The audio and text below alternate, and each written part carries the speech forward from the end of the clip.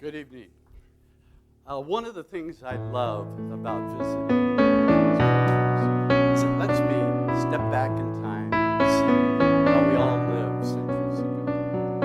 And in doing that, I've noticed so many things that we've gained, things that we've lost. One of the things I've really noticed is the fact that our relationships are much different. And first of all, a relationship to the land. In indigenous cultures, there's no grocery store. In tribal cultures especially, no utility districts, no water districts, no fast food restaurants.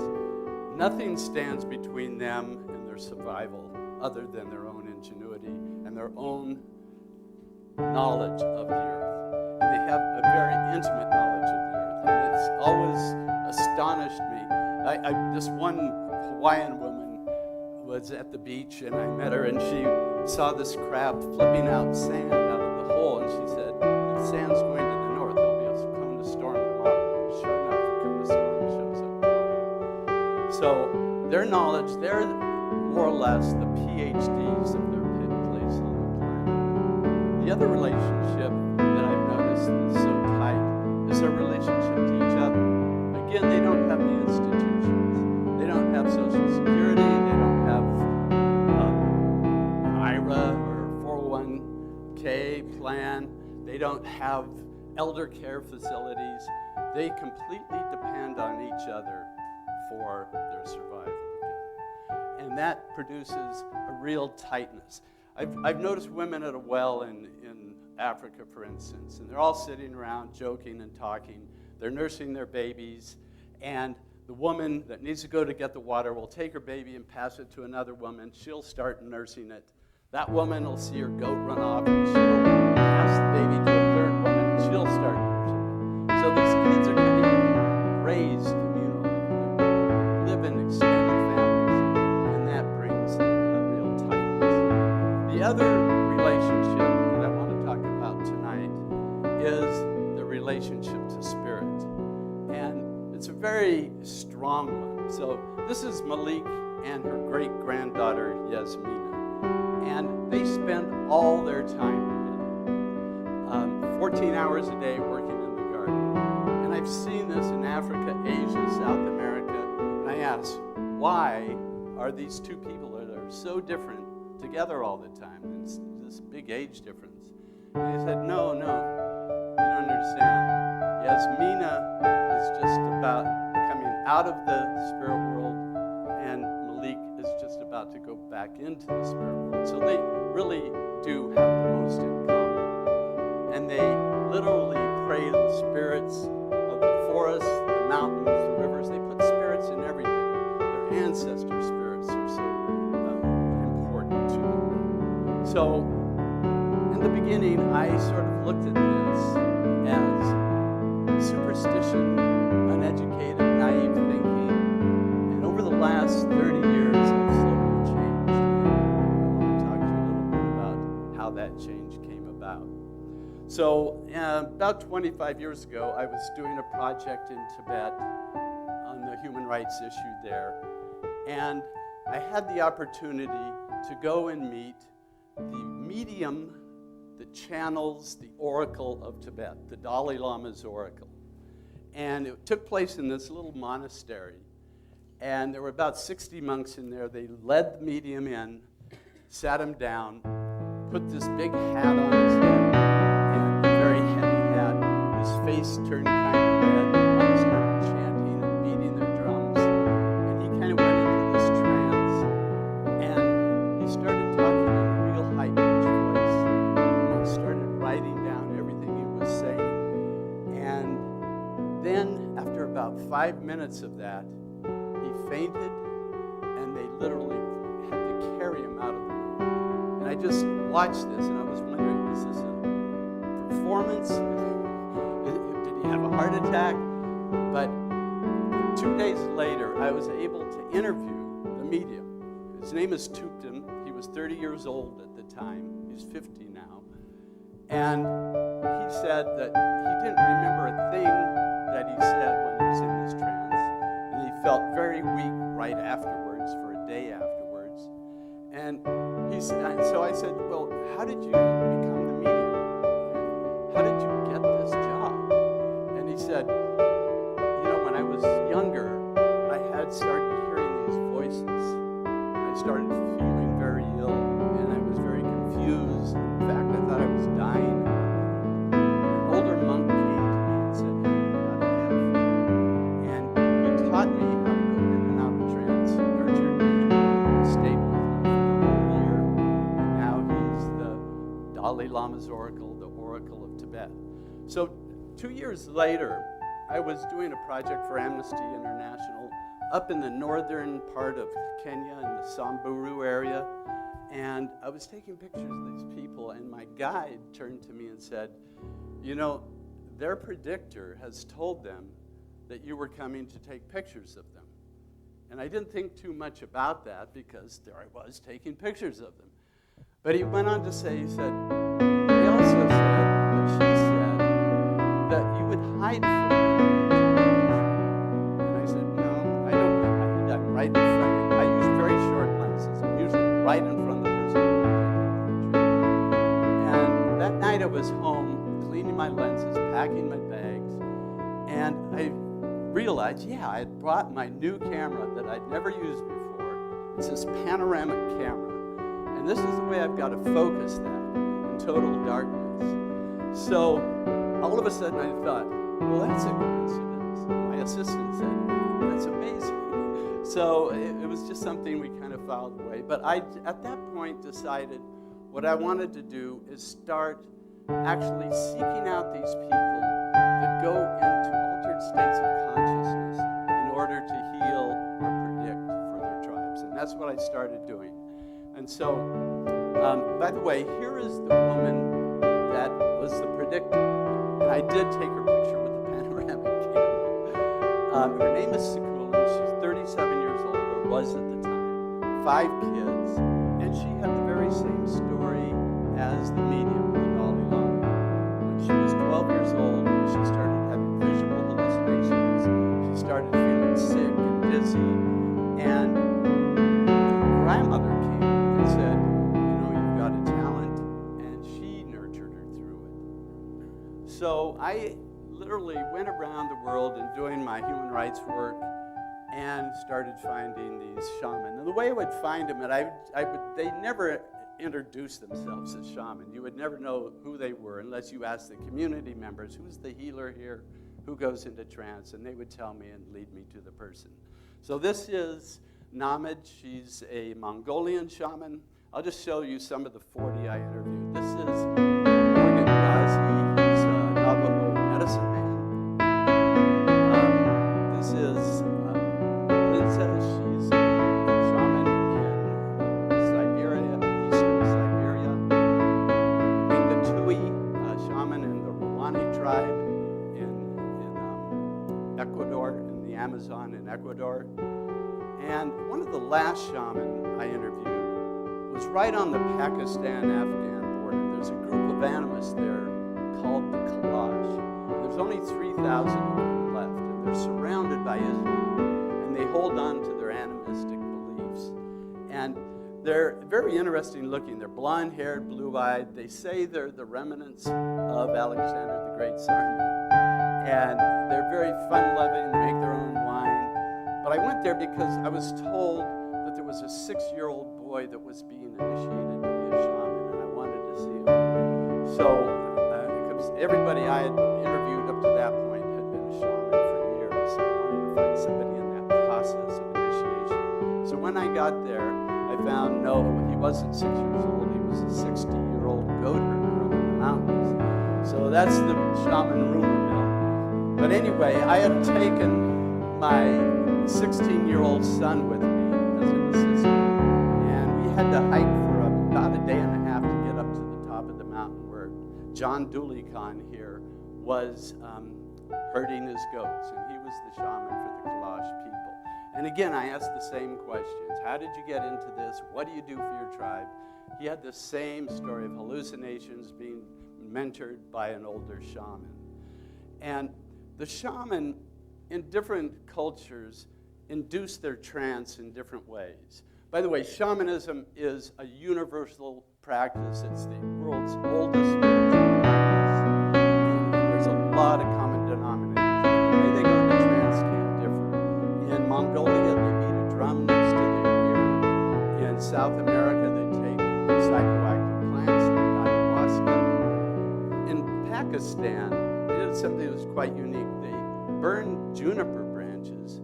They slaughter an animal, pour the blood over the burning branches, and then the shaman inhales the smoke to go into trance. And so here I'm trying to talk him out of doing a ceremony for me because I don't want him to kill one of his animals. And he said, no, I have to do it. My spirits are telling me I have to do it. You've come so far. So the next morning, his son started the fire, started burning the juniper branches, and he started praying to the mountain spirits, the spirits of the forest. And they slaughtered the animal, and he started inhaling the smoke, and then he went into trance. And he stayed into trance for about 5 or 10 minutes. And when he came out, he was very silent. He hardly said anything. And he was very talkative before he went into trance. And I thought, well, this is kind of strange. And I asked one of his sons, the interpreter, what happened? What did he say? Did he see anything? And the son just said, the only thing he said is, your journey is going to be extremely difficult, but you're going to be safe. And that's all he said.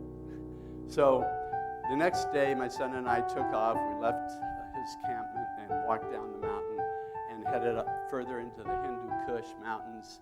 And we were out in the middle of nowhere. We had a Jeep, and my son started getting sick. And he evidently picked up a bug in the water around John Duligan's camp. And first day went by, couldn't keep anything down. Second day, third day, fourth day, couldn't keep anything down for 4 days. And he was getting sick and I was totally freaked out. We pulled into this little village, and we happened to run into a doctor from Islamabad who was visiting his mother. And he happened to have a bag of glucose and saline and an IV drip and some oral hydration salts, and we brought Dax around. And it was to me, it was like a miracle that whole thing happened. But, so I'll tell you a little bit about the shaman. First of all, this is the common things with shamanism. It's not always true, but in general. They typically are identified with what they call the call. And the call, and the ones I interviewed, almost all of them, it was a psychological crisis. Secondly, they almost always have a mentor, somebody that's been through it and come out the other end of this psychological crisis and can show them the ropes and show them and tell them and comfort them along the way. And then they have to face what they call the initiation. It's almost always this death of their old self, and a rebirth of a new self. And this rebirth, I don't know how to explain it. It's like they take on much more of an elevated consciousness. They expand their consciousness. Their awareness of who they are expands. They expand their circle of compassion. I guess that'd be the quickest way to say it. And as such, they learn to go into the spirit world where they believe the spirit world informs our reality. So that's where things really happen. So they go there, get the information, come back to help people. And then, after they've learned their trade, they begin their life of service, either a healer, a seer, a priest. And they typically do this for no money. I mean, this is something they just do. It's just something added to what they do. And in the beginning, many of them resisted because, like John Duligan, he's still a goat herder. He still has to do that. But on top of that, he's the healer for the community. Sakulan has 5 kids that she has to take care of. On top of that, she's the healer of her community. So it is a lot of extra work. So it happened, I put that whole project aside because I didn't know what to do with it. I didn't know what to say about it. I felt I was getting in over my head into this world of consciousness and spirits and all this.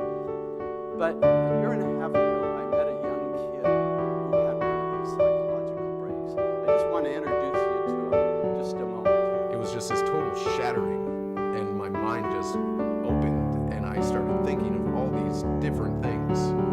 And in that sense, it was beautiful. I found it was how I found the first time I had ever experienced a real connection to the universe, where I really felt like a part of this, that I was this was me. It was just like incredible.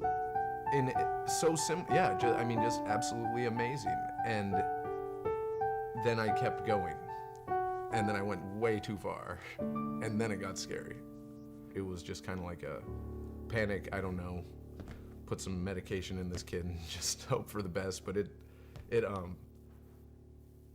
I don't know if it hurt or helped. It was at the point where I was being diagnosed, I think, for side effects of medications. Like there was a point where I was taking 15 pills in a day. And just, like, I felt like a lab rat. And the side effects were just awful. Absolutely awful. Vomiting all day. I couldn't leave my house for so long from just, like, these awful anxiety attacks. And, like, the thought of interacting with people would make me sick to my stomach. It was just so much, and I still don't know. I don't know what was a side effect and what was my mind.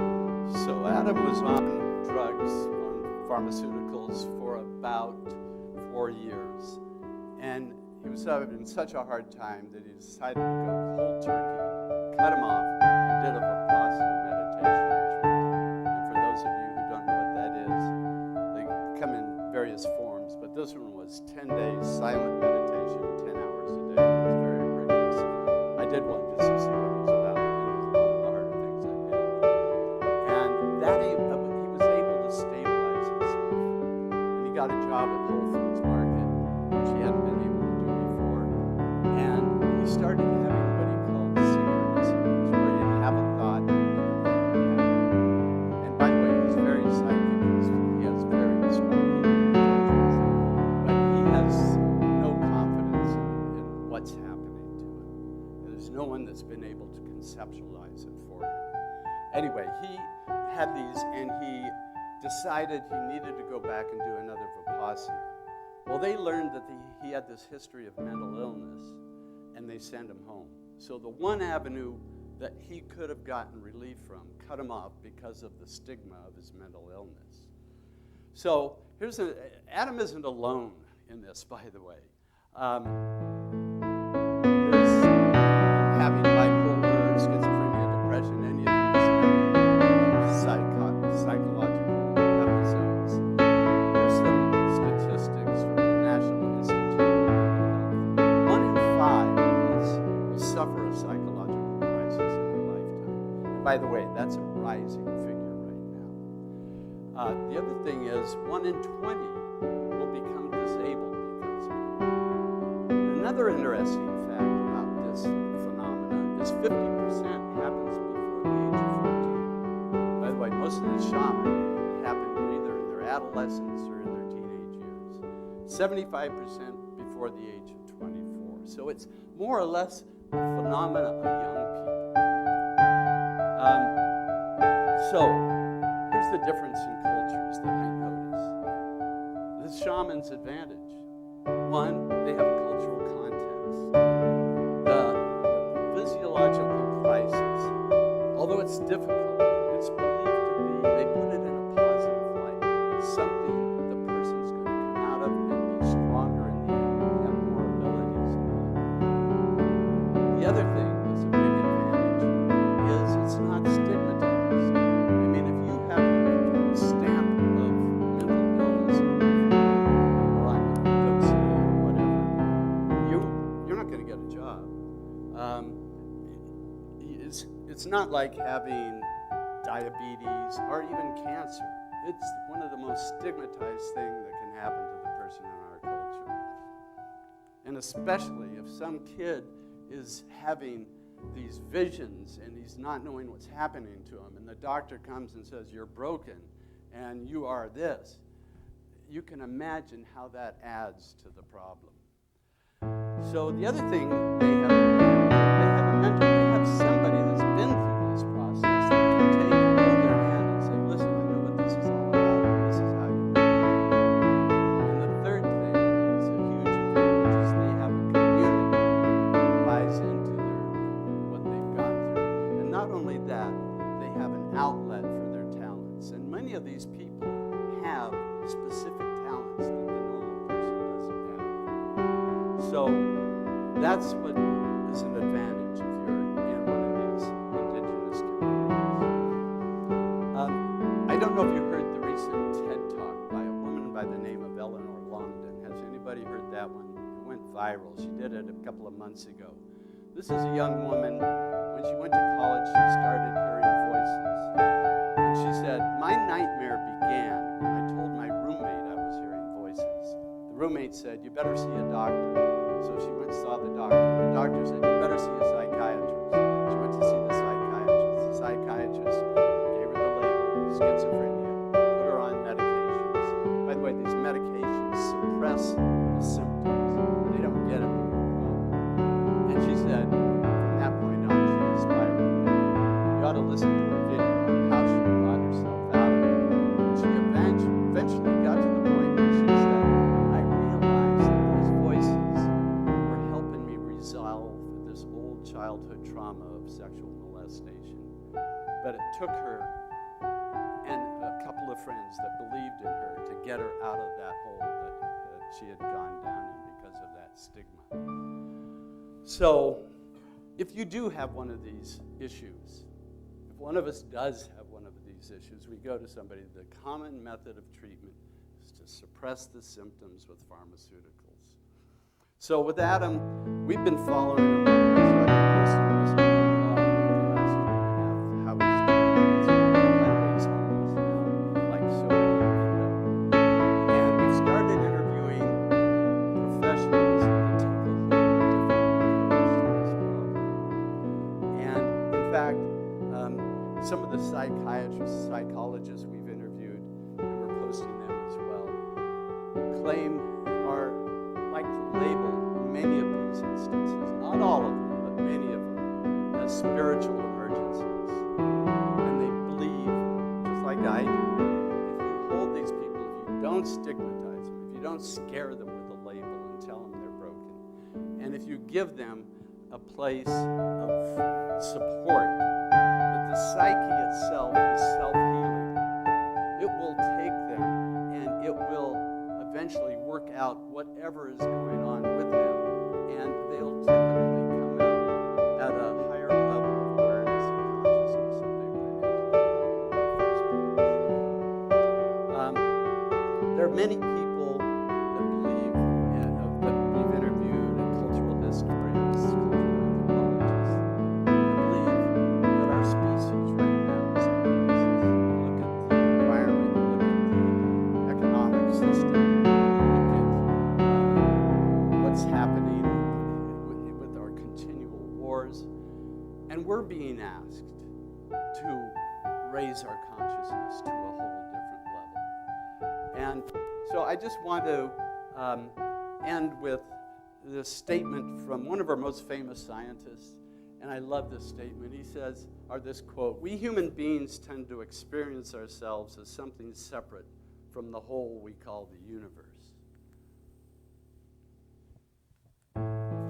This is actually it's like a prison. Our task is to free ourselves from this prison by opening our circle of compassion to embrace all living creatures and the whole of nature in its beauty. This striving for such an achievement is a path to our liberation and the only true foundation of our inner peace. That was Albert Einstein. So, thank you very much.